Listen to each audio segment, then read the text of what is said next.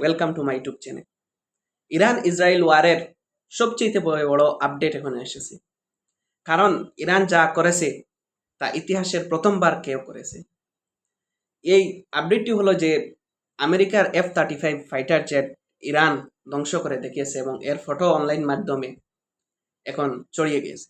আপনারা দেখবেন এই খবরটা কত বড় নিউজ। আপনি যদি আমেরিকান নিউজ চ্যানেলগুলোকে দেখেন তাহলে বুঝবেন যে ফাইটার জেটের দমে আমেরিকা পৃথিবীর যে কোনো দেশে হামলা করতে চলে যায়। এই ফাইটার জেটটি 5th জেনারেশনের সবচেয়ে অ্যাডভান্স ফাইটার জেট। ওই ফাইটার জেটকে স্টেলথ ফাইটার জেট, যেটা দেওয়া হলো পৃথিবীর কোনো রাডার সিস্টেম ওটাকে টার্গেট করতে পারবে না, ওটাকে নেভিগেশন সিস্টেম ধরতে পারবে না। কিন্তু ওই ফাইটার জেটকে ইরান ধ্বংস করেছে এবং 2টা ফাইটার জেট ধ্বংস করেছে। এর মধ্যে একটা পাইলট আমেরিকা রেস্কিউ করেছে, একটা পাইলট এখনো ইরানের মধ্যে আছে। ওকে রেস্কিউ ইরান এখনো পর্যন্ত ইরান ওকে ধরতে পারে নাই এবং আমেরিকাও রেস্কিউ করতে পারেনি। দেখা যাক কি হবে। কিন্তু এই ওয়ার এই জায়গাতে এসে আমেরিকার যত বড় বেইজ্জতি হইতেছে, যে এই আপডেট যত ধীরে ধীরে আসতেছে, আমেরিকা এটা তো নিশ্চিত যে ইরান এই ওয়ার জিততে পারবে না, কখনো না, জিতবে না। আমেরিকার সাথে জিতা এত সোজা না। কিন্তু আমেরিকার যে তার পাওয়ার, সুপার পাওয়ার, একটা ওয়েপন্স পাওয়ার আস্তা ওয়ার্ল্ডে দেখায়, এটার যে বার্যস্ততা ছিল এটার নিচে নিয়ে এসেছে ইরান।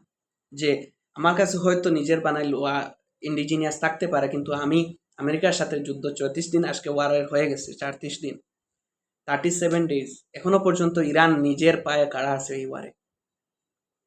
কিন্তু এই ডোনাল্ড ট্রাম্প বলেছিলেন আমি 48 ঘন্টার মধ্যে ইরানের রেজিম চেঞ্জ করে দেবো, ইরানকে ধ্বংস করে দেবো। 48 ঘন্টার ভিতরে অ্যাটাক করেই ডোনাল্ড ট্রাম্প বলেছিলেন যে ইরানের নেভি শেষ, ইরানের মিসাইল শেষ, ইরানের নেভিগেশন সিস্টেম, ডিফেন্স সিস্টেম সব শেষ।